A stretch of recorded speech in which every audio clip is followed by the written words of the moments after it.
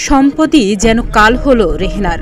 নিজের নামে সম্পত্তি গড়ে তোলায় শেষ পর্যন্ত প্রাণ দিতে হলো বাংলাদেশি বংশোদ্ভূত অস্ট্রেলিয়ান নাগরিক রেহেনা পারভীন নামে এক নারীকে।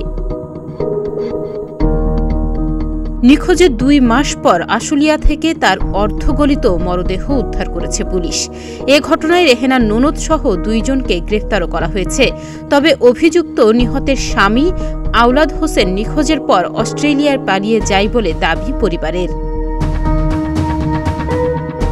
বৃহস্পতিবার সন্ধ্যা ৭টার দিকে আশুলিয়ার মনোদিয়া চাওড়াপাড়া গ্রামের আসামি পাপিয়া আক্তারের নির্মাণাধীন বাড়ির সামনে থেকে মরদেহটি উদ্ধার করেছে পুলিশ।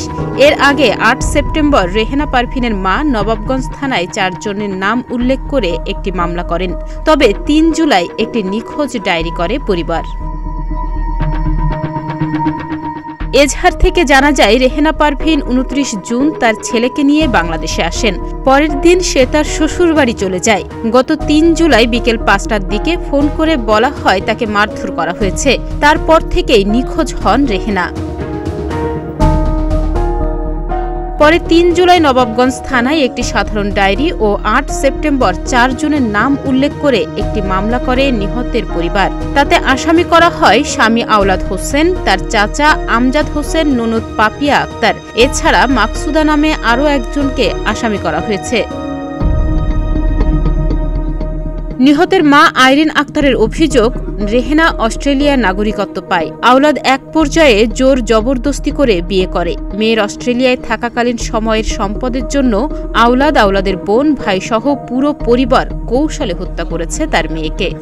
মারছে জামাই আওলাদ হোসেনের 2 ভাই, চাচতো ভাই, খালাতো ভাই, আওলাদ হোসেনের বোনের পুরা। এ বিষয়ে ঢাকা জেলা সিনিয়র সহকারী সুপার জানান, রেহেনা পারভীন মাঝে মধ্যেই দেশে আসেন তার সম্পত্তি দেখাশোনা করার জন্য। রেহেনা পারভীনের নামে অধিকাংশ সম্পত্তি থাকায় এর জের ধরেই পূর্ব পরিকল্পনা অনুযায়ী রেহেনা পারভীনকে তুলে নিয়ে হত্যার পর আশুলিয়ার নয়ারহাটের একটি গ্রামের নির্মাণাধীন বাড়ির উঠানে পুঁতে রাখা হয়। তারা যে তথ্য দিয়েছে সেই অনুযায়ী যেহেতু আমরা একটি লাশ পেয়েছি, তো আমরা ধারণা করছি এই লাশটি হচ্ছে আমাদের যে নিখোঁজ অস্ট্রেলিয়ান সিটিজেন রেহানা পারভীন তার বডি বা তার লাশ। এখন আমরা এই লাশটিকে সুরতহাল করছি। সুরতহাল করে আইনগত যে প্রক্রিয়া আছে পোস্টমর্টেম করে এবং অন্যান্য প্রক্রিয়ার মাধ্যমে আমরা আরও নিশ্চিত হব যে এটি তার লাশ কিনা। তিনি আরও জানান, গ্রেপ্তারকৃতদের স্বীকারোক্তিমূলক জবানবন্দির ভিত্তিতেই গলিত এ মরদেহ উদ্ধার করা হয়েছে। যে গ্রেপ্তারকৃত আসামি ছিল আমজাদ এবং পাপিয়া, তাদের দেয়া তথ্যের উপর ভিত্তি করে আমরা আজকে যে গ্রেপ্তারকৃত আসামি পাপিয়া তার বাসার সামনে থেকে মাটির নিচ থেকে আমরা এই যে ভিকটিম রেহানা পারভীনের একটি প্রায় অর্ধগলিত লাশ আমরা কিছুক্ষণ আগে উদ্ধার করেছি। তো এখন আমরা আইনগত ব্যবস্থাগুলো প্রক্রিয়াধীন আছে।